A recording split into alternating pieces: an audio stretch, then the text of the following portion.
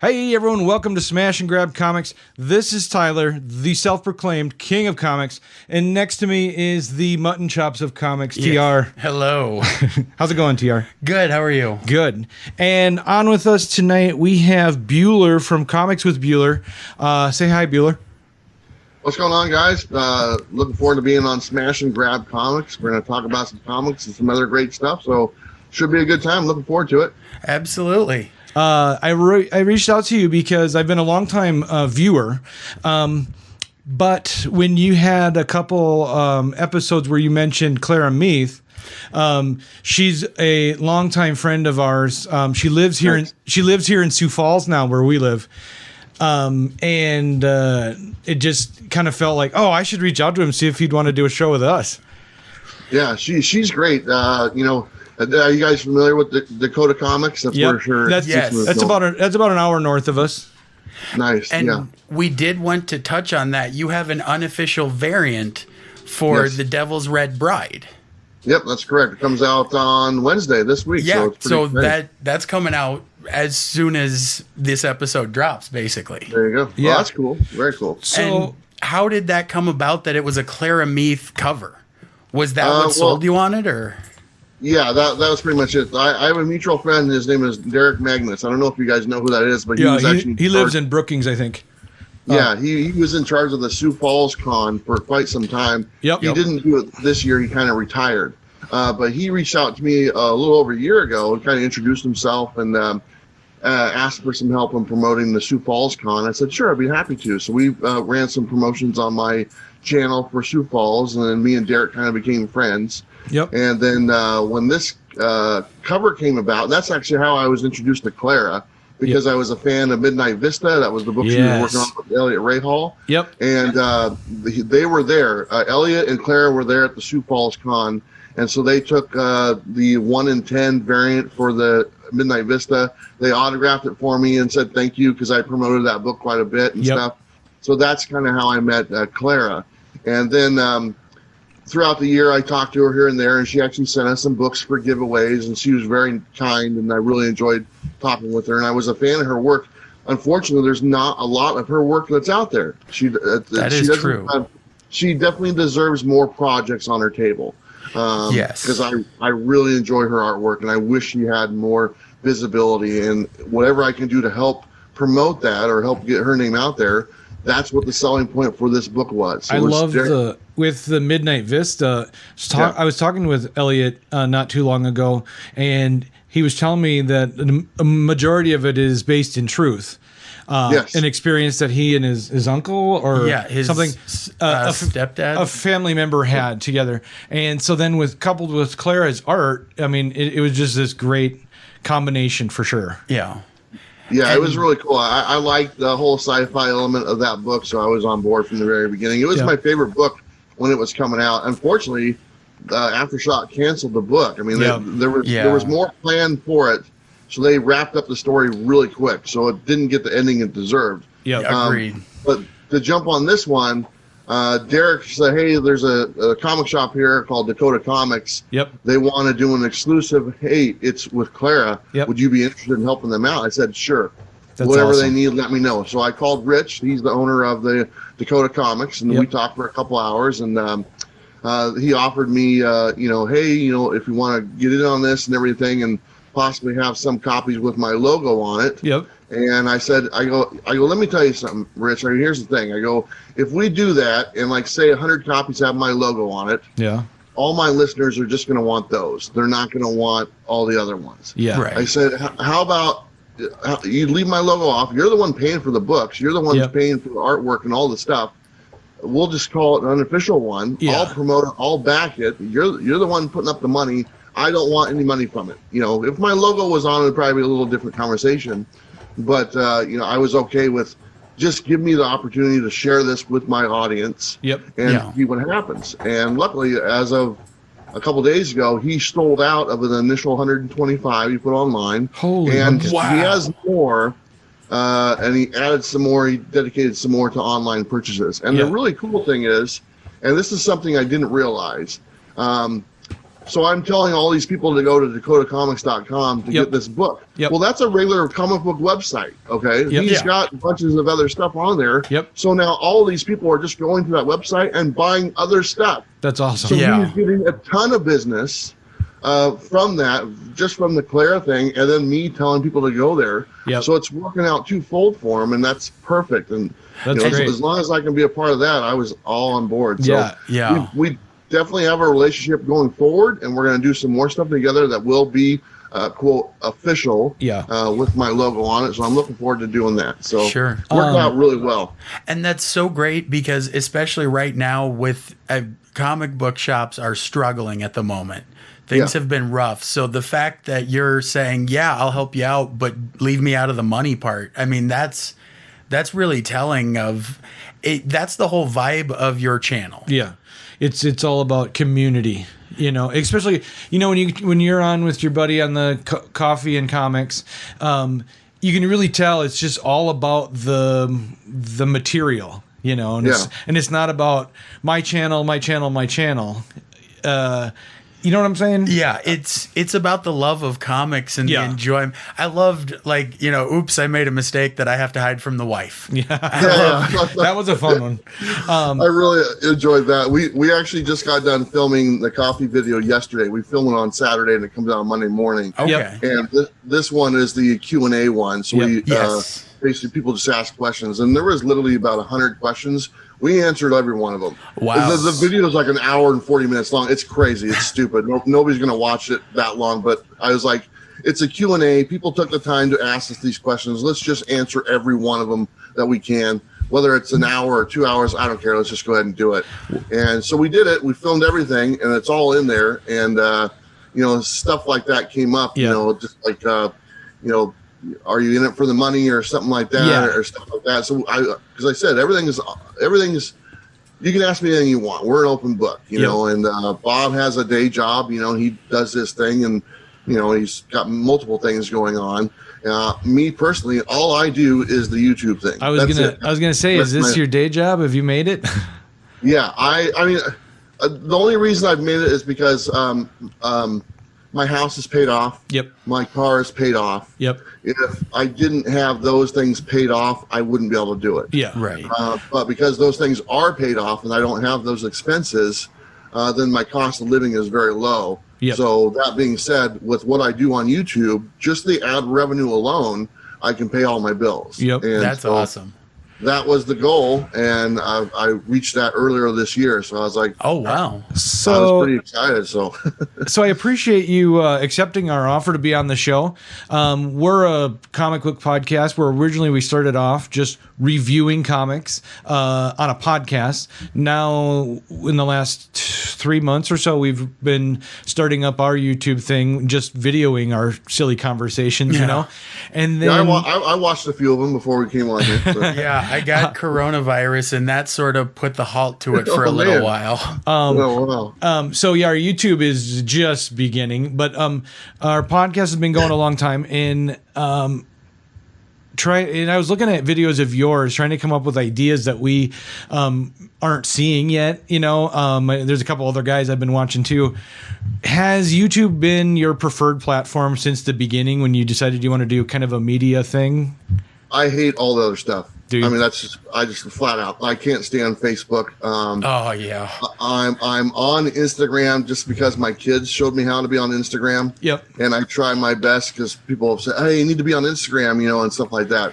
Personally, I can't stand it. It's just I'm maybe I'm a fuddy-duddy, if that's the term you want to use, but even YouTube for that matter, I get a little like, oh my gosh, the social media stuff, it's not for me. And here, 15,000 people are subscribed to my channel. Exactly. But, yeah. So, I mean, it's kind of a give and take type thing. I recently just signed off of Facebook. I was like, I'm just done. Oh, really? I added you last night. Really? I mean, I check it every now and then, but I was like, because I get all these friend requests, okay? And Facebook is the worst because it's like, okay, I'm like, I'll take all these friend requests and I'll see what their comic stuff is, and it's not comics. Yeah. It's all the other stuff. Yeah. And this time of year, with everything going on, that can be really overwhelming. Yeah. I just don't want to Yeah. don't want to look at it. Instagram is not as bad. I will say Instagram is more, I don't know if you guys are on there, Yep. but it's more comic book centric as far as the people I follow. Yep. Yeah. They don't tend to veer off the comic book aspect. And So post like others, you know? I would Clara say- Meath for one is Yes. awesome on Instagram. yeah, she yeah, is I'm so always good. checking out her live stream and stuff. Yep. And then She's one of the few people on Facebook that I make a point to check out. Doug Mankeys as well, because he does the tiny Batman, and Yeah. and he does. Are you on his Instagram?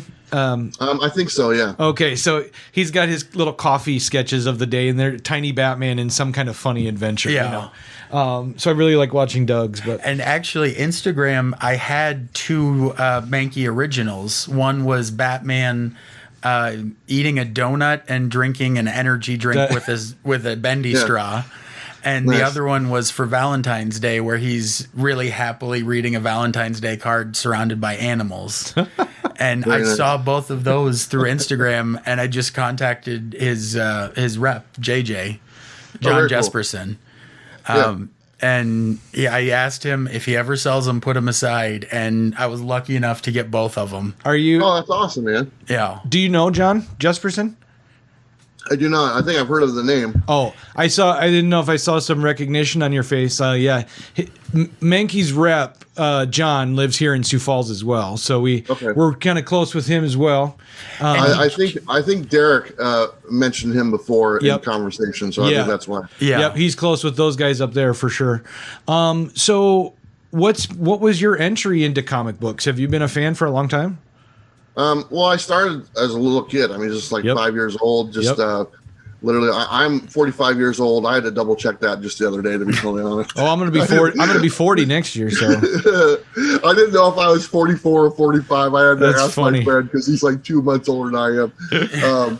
And I don't let him forget that. So, but like when I was like 5 years old, I lived out in the country, and the city was probably about 4 miles away. So Yeah. I'd get my allowance, and it was obviously a different time back then. So I'd get my little $2 allowance and ride my bike into town and go to the little grocery store and get those 3-packs, the plastic bags of comics Yes. that were in the 3-packs. yeah, I'd always get those, and I'd get like a candy bar, whatchamacallit was the one I preferred. And then there was a soda shop that just sold soda. You'd have to bring your bottle. yep. I don't know if you guys remember that, but you'd have to bring the bottle. They'd fill it for you, and there you go. So that was my Saturday routine Yep. for years.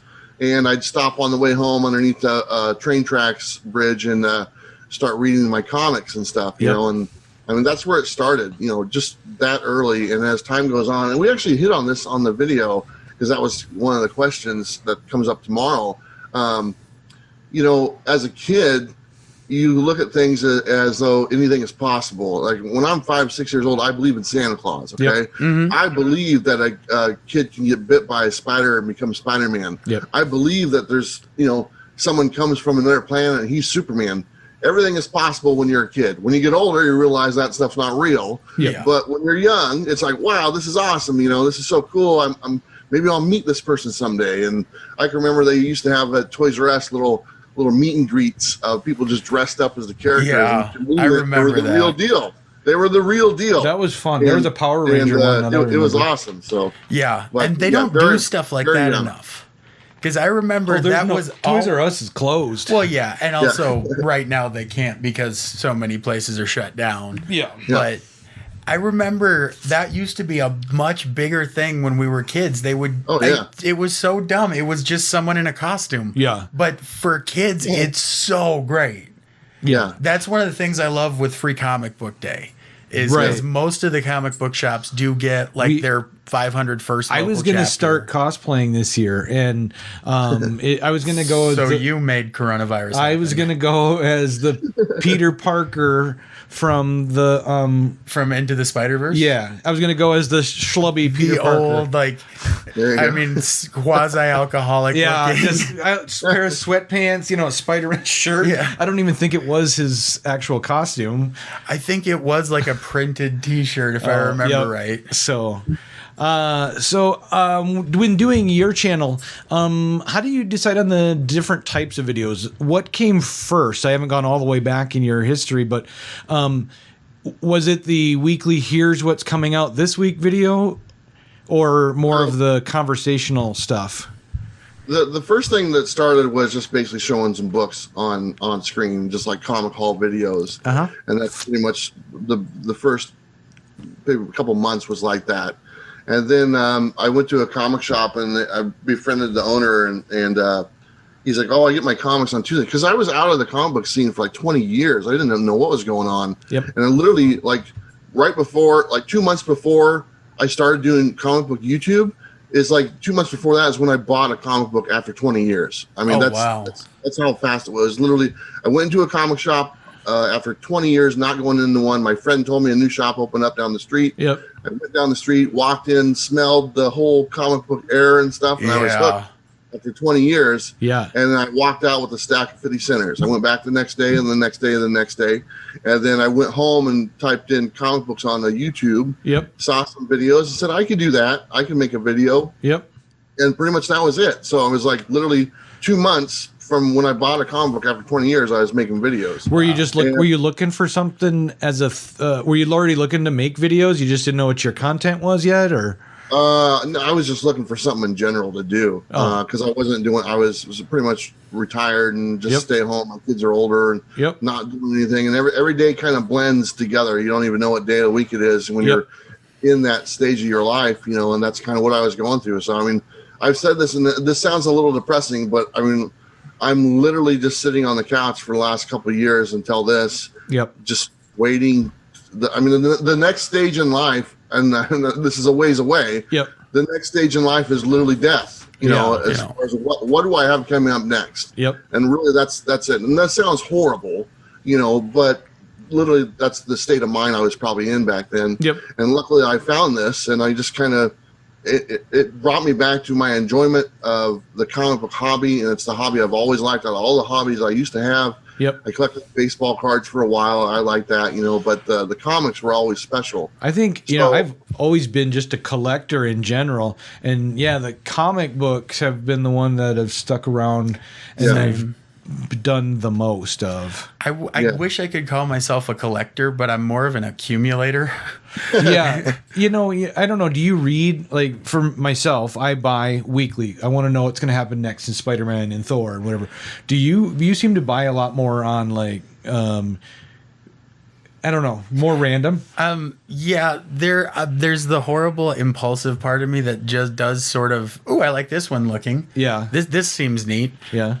For me, I have fallen behind on my reading, which I'm upset with myself for. I'll tell you that 2 weeks, for me, it was about 2.5 weeks of being stuck inside by yourself. Oh, when you were sick. Even though, like, I had books to read, there was plenty of stuff I could do. Yeah. I just went crazy because not like seeing the exact same thing all the time, all day, every day. And I got my dogs, but I can't even take them out on the leash. Yeah. So, I mean, went out in your backyard. Yeah.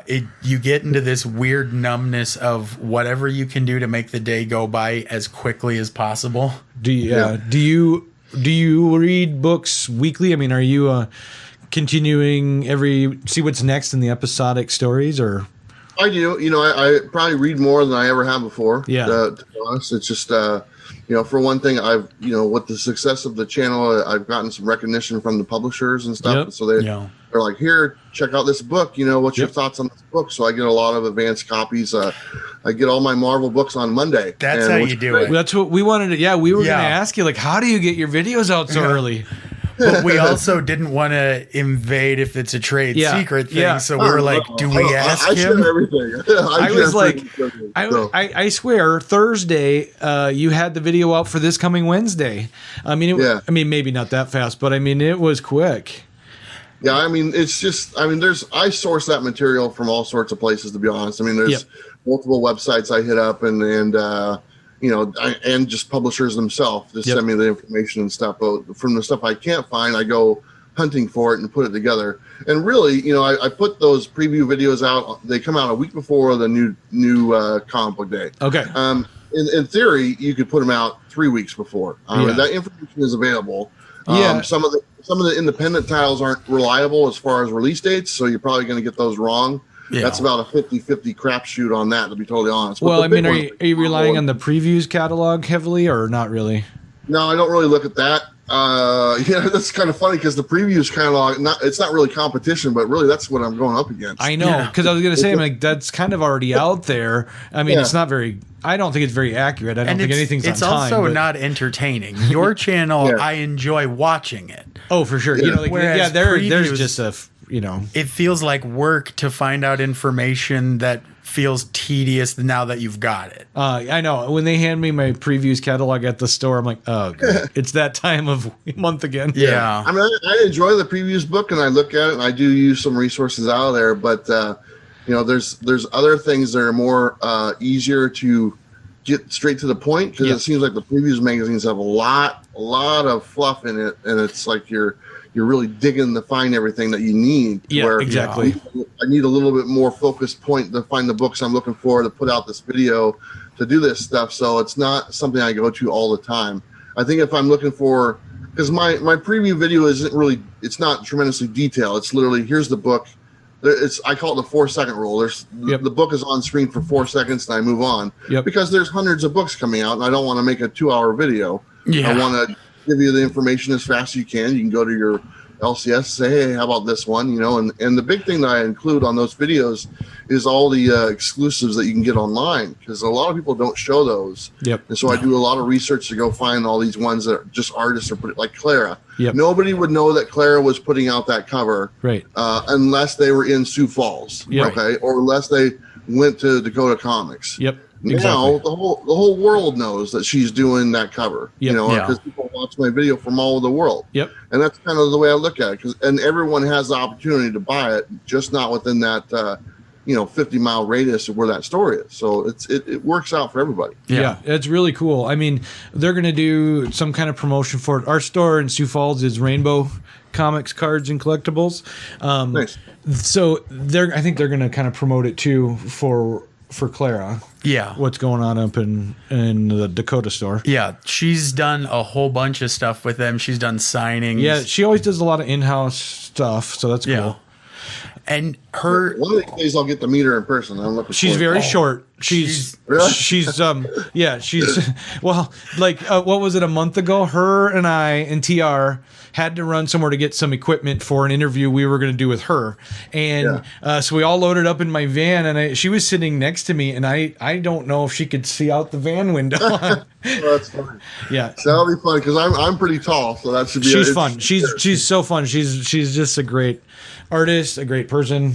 And she'll probably listen to this, so that. Awesome. Hey, Clara, that's a good one. And actually, the other host that isn't here today, you were talking Midnight Vista. He has that big splash page. He's got that centerfold. He has that. He has the original of that. It's so neat. That's awesome. And she had a gas mask with flowers poster, and I have the original of that. Grab that. It'd be awkward, but I mean, is it on the wall? Yeah, it's on the wall. We have shiny. We have a whole collection of her work, but on the other side of the cameras. Nice. There's because she did the Conqueror Worm, the Edgar Allan Poe poem. And that was entirely her. That was art and her adaptation. Yep. And I think that is awesome. Yeah, that was a lot of fun. I almost got the original of the cover for that. If she still has it next time I see her and have the chance, I'm stealing that. It's going to be soon. I think there's something coming up. But anyway, Bueller, I had a question. The vest, was that just a choice early on to always wear the vest every episode? Honestly, this be totally honest. So the very first appearance the vest made was in the very first copy video that I did. So number one, the first episode. I sat there in front of the camera and I'm sitting there without it on. I'm like, man, you can see my man boobs. Yep. And I was like, got it. Put something on to cover those up. That's awesome. I'm older. I'm a little heavier than I used to be or whatnot. Yep. So I'm like, I have this vest in my closet, and I was like, I'll put this vest on. And I was like, it made me look thinner. And so that's it. That's literally the whole reason the vest came was I looked too fat just sitting there. And I'll put the vest on. It makes me look a little bit more trim. Yeah, fair enough. That's awesome because you definitely have a uniform from the white hat, the glasses, the vest. And the glasses aren't real. The glasses were just I just added that probably about a year ago or whatnot. And the reason why is because I have really dark circles under my eyes, and it's kind of a family trait. We all have them in my family. Yeah, and like all these comments, I'll get, "Oh, you look so tired. You look so tired." Like, well, I've always looked like this, so I'm like, I need to do something to cover up those things, so I don't get that comment all the time. So I just got some fake glasses and started wearing them. So that's all Vince Vaughn needs. That's Vince Vaughn. No, a similar thing with me. So I prefer to wear glasses, but I teach high school, and so we have to wear a mask 8 hours a day. My glasses fog up. I can't take it. So I wear contacts, and the kids are always saying that to me, like, "You look so tired, Mr. Johnson. Yeah. Hey, Johnson, you need some sleep?" And I'm just like, no, this is just my face. Well, and part of that is because you spend a good chunk of the night screaming at squirrels. Yeah. I've caught you doing it. It's disconcerting. I'm losing it some days. So you're out west or in Oregon? Yeah, Oregon, right outside of Portland, which is the biggest city. It's not the capital of Oregon, but it's the biggest city in Oregon. It's a good area for conventions and stuff too, if you want to get to stuff. There's Portland is actually nicknamed Comic Book City, USA. Right, and that's what I was. All the different publishers, Image is here, Dark Horse is here, Oni is here. Yep. There's branches for other ones, and a lot of creators live here in Portland. I mean, a lot of creators. I mean, it's almost like half the comic book creators right now live in Portland, and it's not uncommon to run into multiple every time you go to a comic shop. That's awesome. I think Gail Simone doesn't live in, but nearby. Yeah, they're Portland is kind of broad. There's all these little suburbs of Portland. They're all considered Multnomah County or whatnot, but for the most part, like I'm outside of Portland. I'm 8 miles outside of Portland in a city called Clackamas, but yet it's part of Portland. Sure. So, but it's a little broad because Portland there's a lot of hills here and stuff, I think like Sioux Falls where you guys are at, right? It's very lot of trees. Is it flat? Yeah, it's the plains. Okay. Ours is totally hills and trees and everywhere. We're on the opposite end of the state from Mount Rushmore. Oh, okay. I got you. And so we're right in the corner by Iowa and Minnesota. We just started our convention about 4 years ago that you brought up, the SuperCon. This year, they went virtual. They're doing a virtual thing. Had you ever come out to the convention out here? No, here's the thing. When I was talking to Derek last year, I was really hoping that he would, because he retired, from. Yep. And I was like, this guy's like grooming me to come down and be a guest or something like that, And then he tells me he's retired. I was like, oh, whatever, man. So I guess I didn't make it. But I'd love to, because that's actually, this year was kind of the year I wanted to travel and kind of go to some cons, because I could do that. I think it was supposed to be this coming weekend. Yeah. It was last weekend. Last weekend. Oh, yeah. So I watched a little bit of it here, and I'm not a huge fan of the virtual cons. I'm not either. I don't do them at all. They're just there's no way you can replace it. There's no substitute for the real thing, and the audience isn't there. Right. As much as I want to like it, I just can't, and I find myself sort of going, I wonder what else is on TV. Yeah. Yeah, exactly. And it's just, when you go to a con, you want to see these people. You don't want to see a video of these people. Exactly. There's tons of videos of these creators that we all have seen that are out there. Yeah. And that's why you go to a con, to meet them in person, to say thank you and stuff like that. So the virtual cons, it is what it is for the time being, but it's just, I think it's kind of a dead end, to be totally honest. Yeah. I think if we can get rid of the virus, we can open up cons again and we can get back to normal, That'd be great. Because I was supposed to go to Florida this year for MegaCon. It was all planned out, and had everything taken care of, and that was in March. Yeah. And obviously that got canceled, and who knows when stuff is going to open back up and go again. I might be making a trip to Florida later this year. I'm kind of working with one of my sponsors to do that, but I don't know. I really wanted to travel this year. Hopefully next year is different, but more than likely it won't be until 2022, to be honest. I know. Yeah. I'm going to Chicago next week, which usually lands right during when they're having their convention. C2E2? No, that's in the spring. We're talking about Baltimore Con? No, I think I'm thinking of C2E2 in the spring, but Okay. yeah, but I know what it was. I was going to go to New York Con this year. Oh, so yeah. I was going to go see my NYCC. son in Chicago, and then we were going to get a connecting flight to New York. So I was really bummed out that pretty much everything got shut down. Yeah. But and weren't you going to be seeing John Lees? yeah, John Lees Are is you you familiar with John Lees at all? the comic book Sync is Sync. his huge one. It's he's- one of the best horror comics in the last decade, easily. Comics Tribe puts it out. I Yep, think. Comics Tribe. His more recent one is Hotel with 2 L's. That's, Oh, yeah. For AWA? Yes. Yeah. Yep. Yeah. Yep. Anyways, And he also did Mountainhead. And I can't remember who that's with. but That anyway, was with the Image. Image, I think, put that out. Yes. so Man, anyway, the memory. How do you do that? well, John is a friend of ours. He lives in Glasgow in Scotland, and yeah, we were going to meet up at the New York Con, but maybe next year. So anyway, what's next on the horizon for your channel? Are you going to be doing different types of videos? Are you going to branch into different segments or?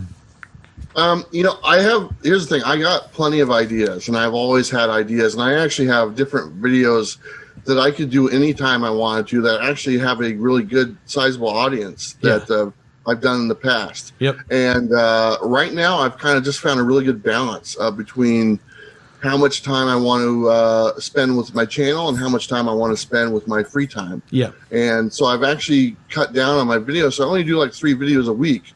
But last year at this time in October, I actually did a video every single day for the whole month of October. Wow. And I actually saw a negative result because of that.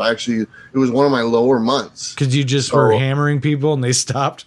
Yeah, I think so. I think that was kind of the case. And it was kind of it was something I wanted to try and see if it made a difference. And it was actually it didn't work out like I thought it would. So I was like, I'm glad I tried it. But this year, right now, things are going really good. Just with the coffee video that comes out on Monday is my personal video, where you can really get to know me, you can get to know Bob, and You've got that nice set that you sit behind. I was gonna ask about that. Yeah. Did you build that? Yeah, I built all of that. That looks awesome. That looks It's so good.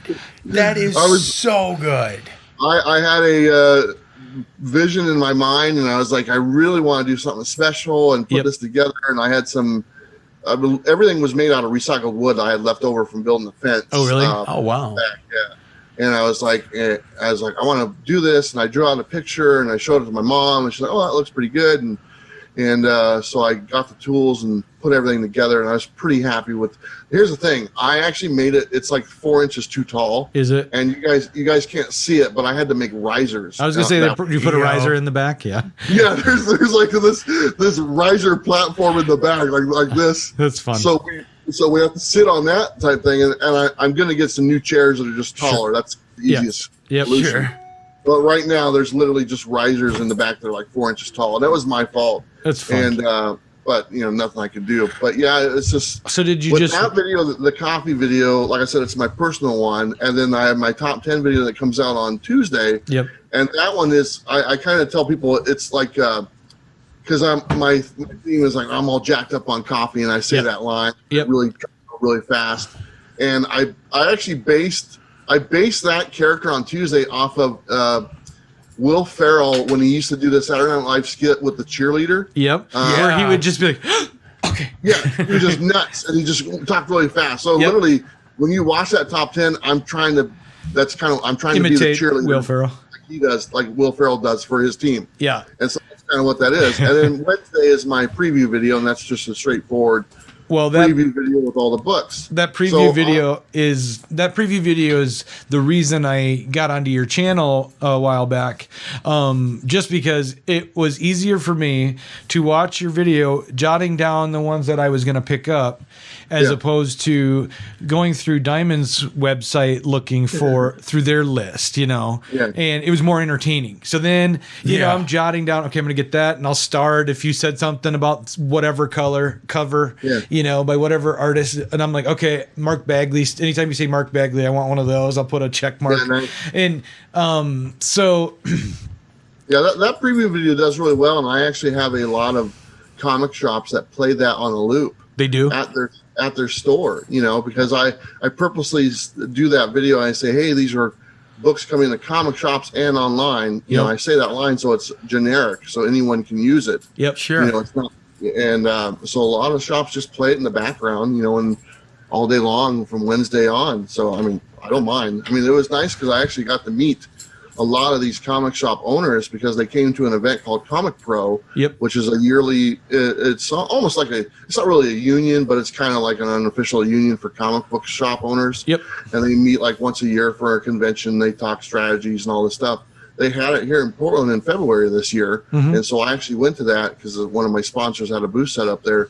And so I got to meet like hundreds and hundreds of comic book shop owners in person and say, hey, you should watch this video if you think this will help you out with your customers. Yeah. Play it. And a lot of them already knew who I was, which is great. Yeah. And then a lot of them were like, oh yeah, we'll play that. It looks really good. So it worked out to my advantage. I was really looking forward to that day. So just talking to everybody. So you had a 20-year gap between collecting comics. How much were you surprised at how things have changed? I actually did a pet peeves video, like my 5th or 6th video was a pet peeves video, and it was based on how things are different between when I collected before and now. And, obviously the one thing I run into every week is how many variants there are. Oh, God. Man. I'm not a fan. We've complained about that too. It gets a little nuts. I'm glad that artists are finding work and there's more stuff for them to be available to make a living for their families. Yep. But it gets a little crazy sometimes. And I'm like, especially when you get like 4 different versions of the same color. Here's one that without the trade dress. Here's one that's black and white. Here's one with a different color background. Yeah. And literally each one is like $20 or $30. Uh-huh. And I'm most stores jack it up before you get a chance to get there. Yeah. So that's the one thing I noticed. And I think the first thing that turned me on was that there was a Justice League of America #1, and it had different variants for every single flag of the every state flag was a variant. Ooh. So they're holding the flag, and so for Oregon they're holding Oregon flag, and they're holding Washington flag, and they're holding California. So just right there, there's all the states. Plus they had like the like Guam and stuff like that. So I was like, well, there's 50, 60 variants right there just for that. And they just made it, since there's a finite number of them, or there's just flags. You're going to get collectors that are going to want all of them, the territories too, Oh, yeah. But that was the first thing I noticed. The new thing was the grading. Because when I collected before, there was no official grading thing where you sent it in, they slabbed it and told you what your book was worth. Graded. So when actually I think I went and I bought like a graded book online just to see what it was. I'd never seen one before, and I think I paid like I literally just typed in whatever the lowest price book was. So it was like $20. Yep. It was Daredevil, and I was like, it really wasn't for me. It didn't really spark my interest. Yep. Sorry, excuse me. And so that was the big difference. I was like, it's not. I'm still not a huge fan of grading. Here it is 3 years later, and it still doesn't appeal to me all that much. I'm kind of loosening up on it because I do have a few graded books in my collection, but they're ones that people have sent me over the years. I own one graded book. Doug Mankey did a virgin cover for me for Detective 1000. Nice. So that night that it was released, that Wednesday night, he did an interview with me and our other co-host in person. And then during the interview, he did my cover. That's the only one I ever had graded. Other than that, I just don't care, Yeah. I have Steve Borak, who is the president of CBCS. Yep. And he's actually the guy who started CGC. He's going to be on next week's coffee video. Okay. And I talked to him. I said, hey, I want you to try to convince me to get a book graded. Yeah, So exactly. that's our conversation that we're going to have. It's like, it's up to you to convince me to get a book graded, because I've never had one done. It's never interested me. I'm a collector of older Spider-Man stuff, and I buy all of my stuff that I collect, the old stuff. I buy it raw because I don't. Yeah. You get it cheaper. And, exactly, that's a big factor right there. And you have the chance to read it and hold it, and I know it might be scuffed or it might be dog-eared or something like that, but you get to own one for a fraction of the price, you know. And yeah, I like lower condition books. That's kind of my go-to thing. I don't mind, you know, I Secret Wars 8, I wanted to replace that in my collection. You know, it sells for 80, $100, whatever it is.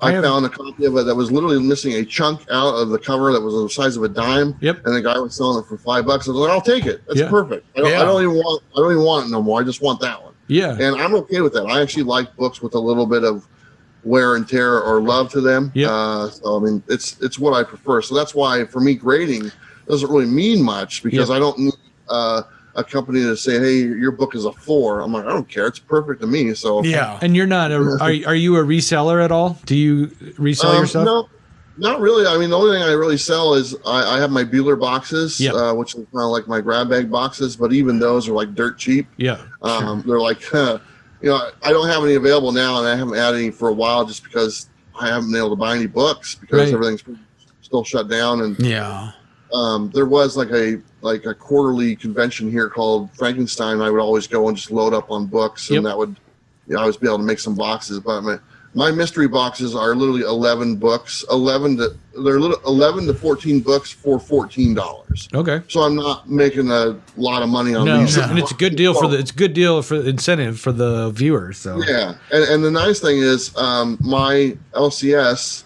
which is called Things from Another World, is actually owned by Dark Horse Comics. Oh, nice. Oh, nice. I love Dark Horse stuff. Yeah, they actually own the whole block down here in the city that I go to. It's in Milwaukee.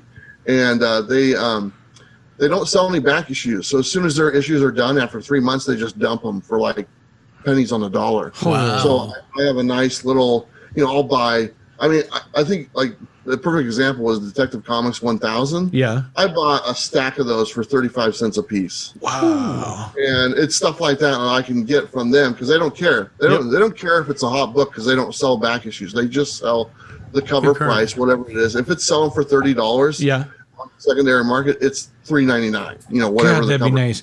I you know, no disrespect to our local store, but they will.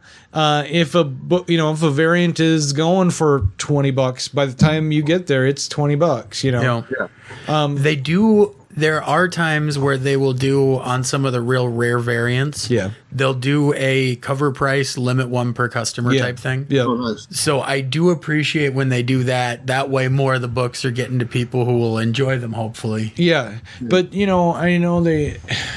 I just feel like maybe I want to get that cover for a different reason than to resell it. I'd like to be able to buy it at cover price, you know? Yeah.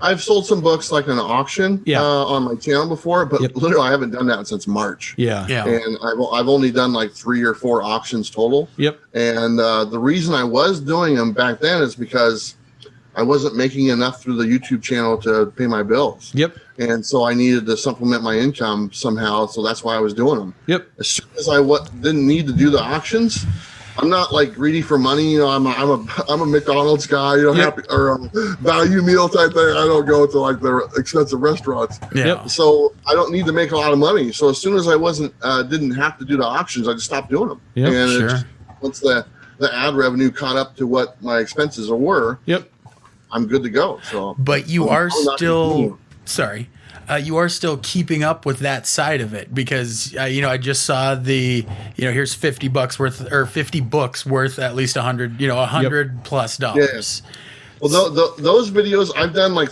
those videos do great, and I can make those anytime I wanted to. Yep. And they'll I mean, they still do. I mean, I think the I've made 4 of them, and 3 of them are already over like 20,000 Yeah, views. they are. I mean, I've watched them because I'm like going, I wonder how many of these books I own, you know? And that was the hook to that video, and that just kind of came out of the nowhere. It's like I'm sitting there filming the video. I'm like, hey, let's make this an interactive video. Let me know how many you have down in the comments down below. So it gives you a reason to watch the whole video. Yep. And there's also something so cool about, even if you're never selling it, knowing like people are paying. Because what was the recent Venom one that we both have? Like number 3, Venom 3. Yeah, the first appearance of Null. Where all of a sudden it was, it skyrocketed to $200 raw. So I was texting him. I'm like, "Hey, this went up that much," and he goes, "Why do I care?" And I'm going, "I don't know. Do you think we should sell it?" And I think he wrote "sell out." Because I'm in it for the collecting. My question to him was, "Are you going to end up wanting to buy it back again later?" And Then guess what? Don't sell that short term getting money. You're going to pay more later. Yeah. And I've fallen into that trap before of, you get thinking, excited. I can this Amazing Spider-Man 361. I've bought and sold like 3 times because I'm like, I need a little cash. I sell it. And then I immediately regret it, And each time I have to pay a little bit more to get it back. It's like pawn shops. Yep.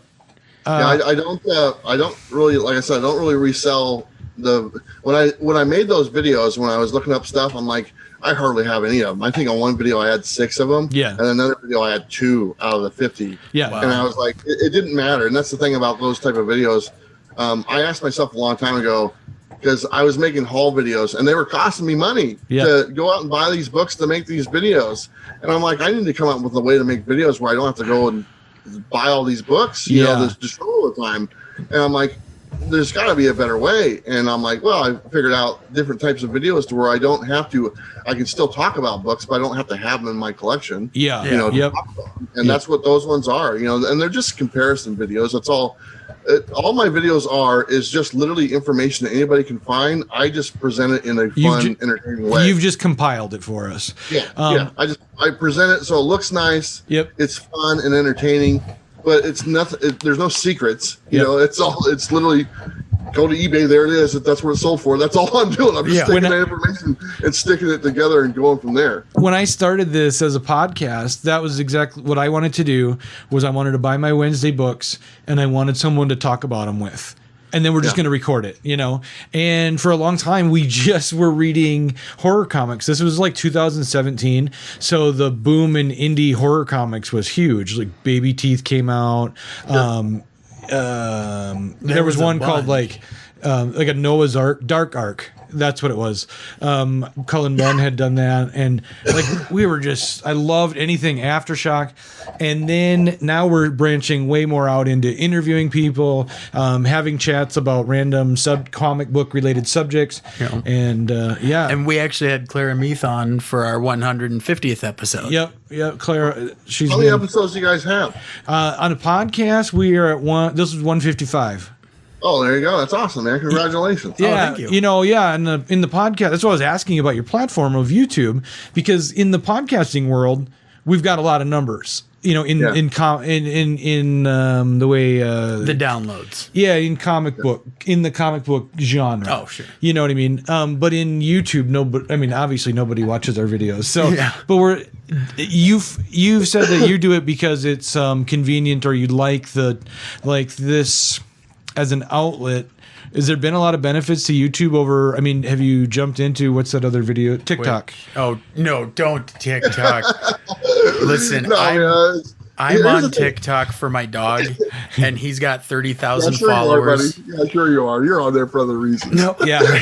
Well, no, all the videos I still haven't shown my face. Yeah, they're just his dog. It's just of my dog, but he has like just shy of 30,000 followers, and it makes me so passive aggressive to him. Yeah, you. Wow. But anyway, but that does not translate to money. No, I've thought about the thing about the coffee video when we hit the topic, because our first that video is kind of broken up into segments. It's like the intro, the coffee, the first 5, and then we go into topic. The topic itself could be a podcast. Yep. because it's not really visual. It's just Yep. talking. Me and Bob are talking about something. Yep. And I've had a few people say, "Hey, you need to release this in podcast form," and it's just honestly, it's just me being lazy and not doing it. Yeah. That's what I was just telling. That's what I was just telling him about our being more video. We've been doing the podcast for 3 years, and now I'm finally going, maybe we should do some video, so we're new to it. But I had one more question for you. Sure. We were talking about your name is Travis, but you go by Bueller. Is there any reason for that on your videos? Yeah, it's a. So you guys gamers at all? Yeah. Yeah. Okay, so I got an Xbox. Yeah. Xbox 360 or whatnot. Yeah. When I got my Xbox 360 on the day one, Yep. it randomly generated a gamer tag, and the gamer tag was Bueller. Okay.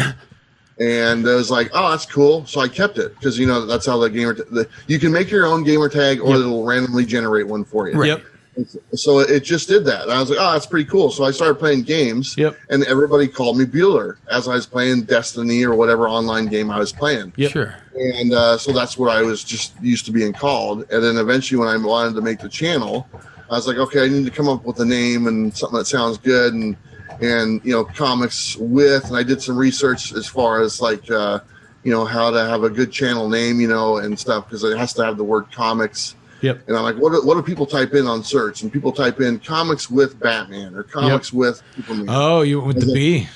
Yeah, and I was like, okay, so people are typing in that looking for something, and I go, well, I don't want to say Travis because Travis, it's kind of boring. Let's be honest. But Bueller's kind of interesting, so I was like, comics with Bueller. I was like, perfect. Yep. And that's literally it. I mean, literally, it was a random gamer tag. That's awesome.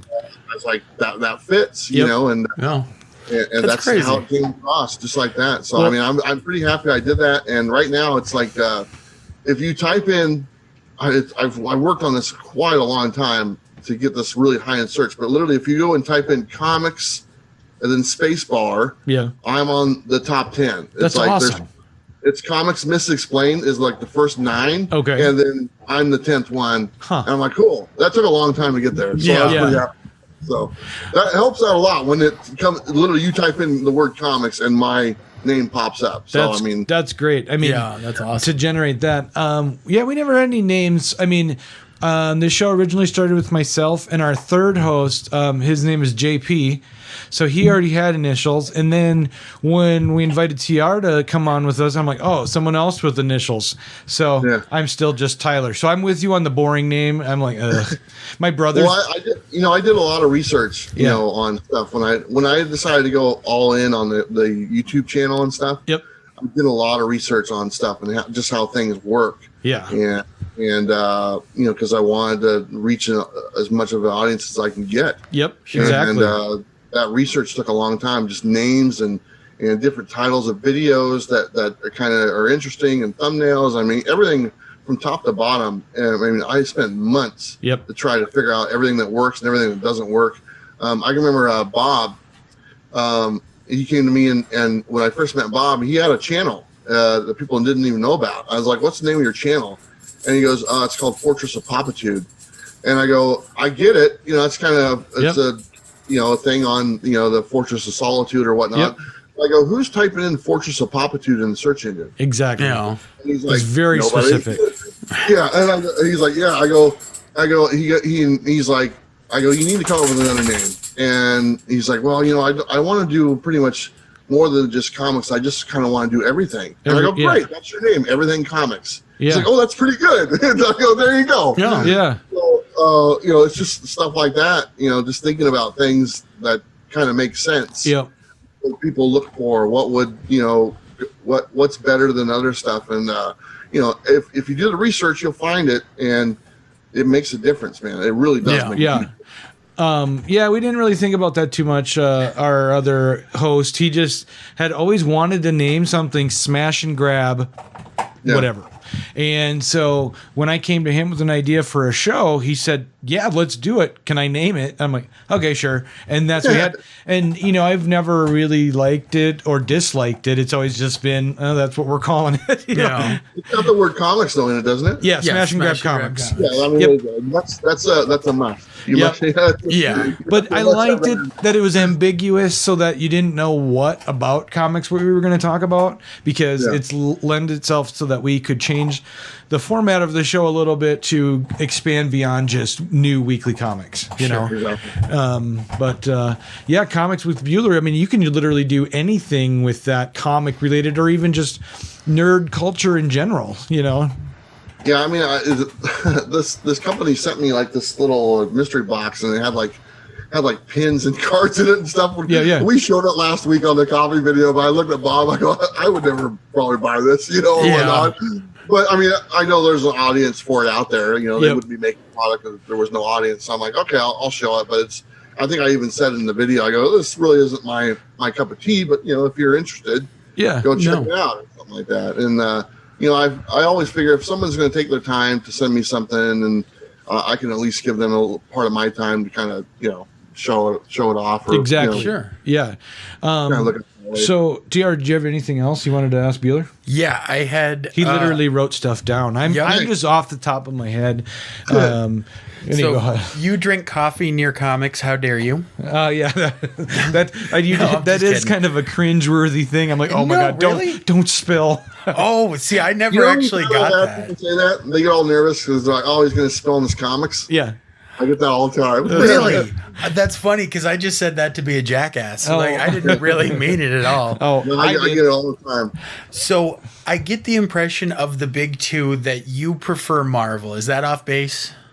Marvel is the one. Yeah, Marvel has always been the one I prefer, to be totally honest. I mean, as far as DC goes, I enjoy DC, but really on my pull list right now, I only have one current title that's ongoing, which is Batman. Yeah, and then the other ones are just a couple of the events like Deceased and the death metal thing, and that's it. Yeah, and I just dropped the Flash because Joshua Williamson just ended his run. Yeah, he was the writer for Flash, and he's ended it, so I dropped that. So literally, I'm down to Batman on there, but not Detective or just Batman the title or Batman the character.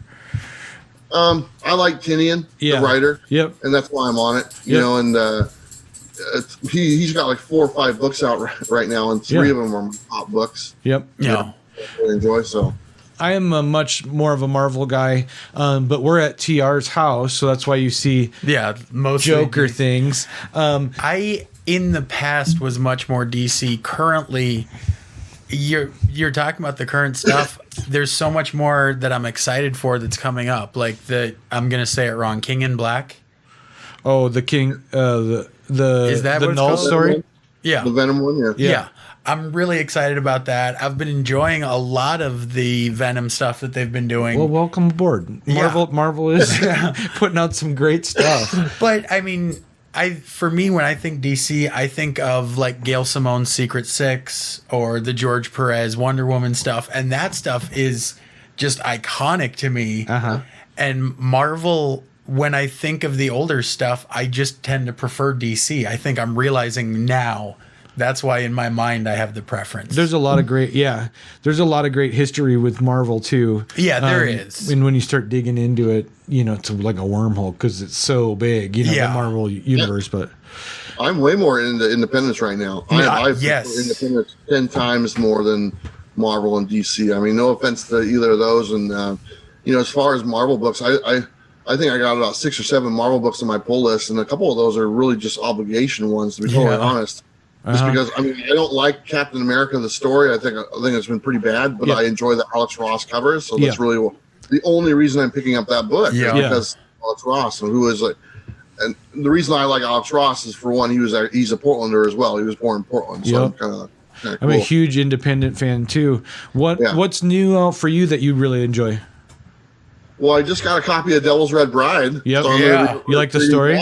Tonight, so I'm looking forward to reading that. Okay. But as far as that Department of Truth that came out last week, that was great.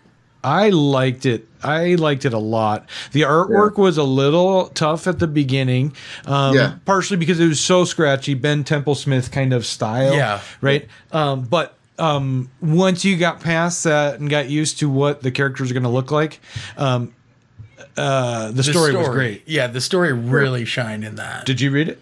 Yeah. Okay. Yeah, I was really happy it wasn't just. Oh, there goes your dog. We have people screaming outside, and my dog is now screaming back. Anyway, so what I really liked about that is that it wasn't just a straight up JFK story, which I thought at the beginning it was gonna be. Yeah. But it was more than that, So Yeah. A couple of my favorites just ended, which is too bad. Join the Future was one of my favorites. That was by Aftershock, and that was probably my favorite book that there was. Yep. One that started off really good, but it's kind of faded right now, is That Texas Blood by Image Comics. Yeah. I really enjoyed the first one. The first issue, the second issue was okay, and then the last two have been kind of a downer, unfortunately. But Join the Future was one, man, I really hope that kept on going. Yep. And so does Zach Kaplan, the writer. He's like, I said, hey, man, I go, is there any more of this book coming out? He goes, I don't know, ask Aftershock. I was like, come on, man. Man. What's the Jeff Lemire superhero book? I've been waiting for more of that. The Jeff Lemire, it's a superhero book out on Image. I can't think of what it's called, though. Oh, it's the Stealth. No. That's not it? No. It'll come to me. Black Hammer. That's what it is. Okay, that's Dark Horse. Dark Horse. Where's that been lately? I really enjoyed that. I'll tell you, man, the Dark Horse offices have been barren. I mean, they've been like nobody's there ever since February. Like nobody's there. Oh. And literally, Dark Horse didn't put out any books until like a month ago. Yeah. I mean, books have been back out for like the last 4 or 5 months. Yeah. But they didn't put anything out except for like one. I know. I mean, Diamond's been back open now for like you said, 4 or 5 months. So, well, I don't know why they took so long to get the books going, but I don't know. Well, and a lot of the stuff with them in DC at the time, even, we're going, why are you picking now to do this? What are you doing? Oh, for all of their retooling lately? Yeah. Well, we'll see. I mean, apparently online comics or digital comics is the way they're going, so. Yeah. Yeah, that's true. It's unfortunate, that might be the case. Yeah.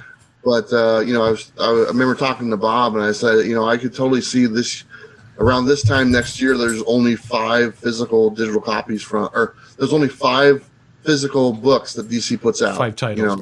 Batman, Detective, Superman, Action Comics, and maybe like a Wonder Woman. Justice League exactly. But the Wonder Woman they'd have to because of the movie. Yeah.